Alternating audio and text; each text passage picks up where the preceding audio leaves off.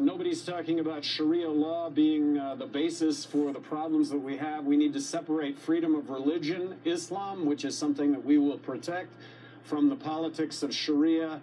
We need to cut off the politics of we need to cut off the funding to the politics of Sharia. You are just to be clear, you are announcing here on this show on Fox Business, which obviously this is the venue you would choose. It makes perfect sense. You are announcing your Libertarian candidacy to run for President of the United States. Are you on board with that? Are there other Libertarian candidates out there we don't know? What can you tell us? Well, yes, I am announcing my candidacy right now for the Libertarian nomination. There are 25 other candidates running as Libertarians. 25? There are 150 Well, there are 150 Democrats. Well, you're probably one of the better known. You're probably one of the better known ones. The Libertarians, excuse my ignorance, Governor, they have a convention. I know that, but they have to settle on a nominee, right? So how does that process go? Well, it's similar to Republicans and Democrats. There will be a convention over Memorial Day in Florida to determine the Libertarian nominee. And well, the like powers that be, a series have the powers that be governors said, you know, you've tried this before, you're our guy, or they said, well, we're going to go to a new guy now. We love your message, Governor, but we want a new messenger. Well, it's an open process, and I welcome the notion of an open process, the fact that those candidates in the Libertarian Party that are running for president will have debates, and I'll partake in that. But who votes? How is it decided? There aren't primaries. I mean, so how do you do it?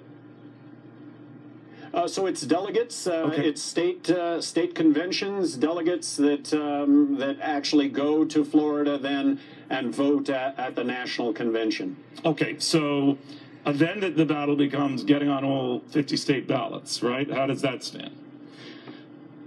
Well, right now it looks as though the Libertarian Party will be on the ballot in all 50 states. There is a possibility, and I'm going to say this is remote. We've sued the Presidential Debate Commission.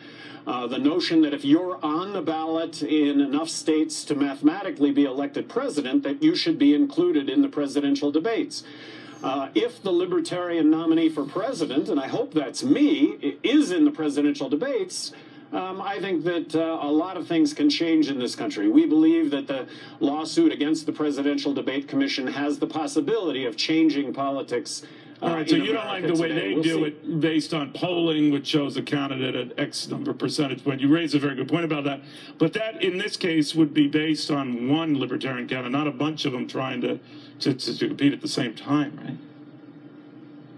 Exactly. I mean, this would be included in the presidential debates come next fall, which would afford the opportunity to hear somebody that's fiscally conservative and socially liberal. Something when it comes to socially liberal, Republicans are not embracing whatsoever, and when it comes to being fiscally conservative, I don't think the Democrats would know how to balance a checkbook. Well, no, you raise a lot of good points. People don't know this about you. You were very effective. No, but I want to step back a little. People don't know you were very effective, very successful, very accomplished two-term governor. And I thought when you were running on the Republican side, you were a very effective debater if given the chance to be in a debate. But it's a chicken and egg argument. You don't get that opportunity if you don't poll well. You can't poll well if you don't get that opportunity. So the prevailing wisdom here, the best you can hope for, is maybe get included, but affect the final outcome and hurt one of the two major party candidates.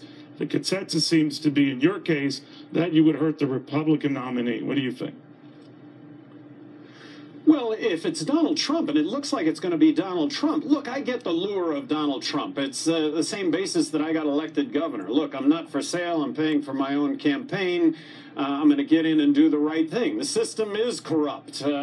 Republicans and Democrats alike don't do the right thing. Elect somebody that's going to do the right thing. Well, this is kind of Trump's pitch, but then when you get to what it is he's going to do, he's going to deport 11 million illegal immigrants. You know, maybe I wasn't clear on my question. The fear seems to be, whatever you think of Donald Trump, if he is the ultimate nominee, or Ted Cruz, or Marco Rubio, or Chris Christie, who knows, that you would hurt that nominee. As a former Republican, you would hurt that nominee, just as Ross Perot is thought to, as a third-party candidate, but a former Republican, hurt George Bush Sr. when he was running for re-election, handing the election to then Bill Clinton, the governor of Arkansas. What do you say to that? Well, I think that is conventional wisdom, Neil. I think a lot of people hold to that belief, but in fact, that's not the case at all. When it comes to libertarians, libertarians draw as many votes from Democrats as they do Republicans.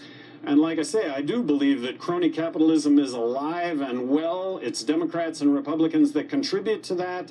I'd like to be that choice that is not going to succumb to that, and I do base that on my having been governor of New Mexico and having vetoed more bills than arguably the other 49 governors in the country combined. Look, when it comes to a balanced budget, the President of the United States can veto spending, and I would pledge to veto that spending. Does that accomplish a balanced budget? No, but you do the things that you can do. You need to be reality-based. You need to be honest. You need to acknowledge mistakes. You need to communicate, and you need to love what it is that you do. And on my deathbed, I'm hoping that I look back and believe that I was the voice of reason in all this, regardless of how many votes I end up garnering. All right, well, watch closer. I will say this, Governor, whether people like you or not, whether they think you have a chance or not, you're a very smart guy. You were ahead of the curve on a lot of big issues, including our debt, including these piling up deficits, including a cavalier attitude to spending on the part of both parties. So it's up to them to decide where they want to go, but you're not a nut, let's put it that way.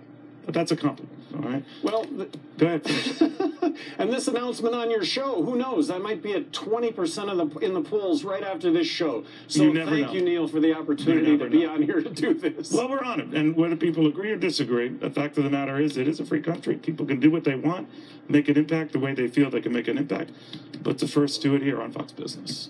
Governor, thank you very much. We'll see how it goes. Thank you very much. All right, as the governor was speaking there,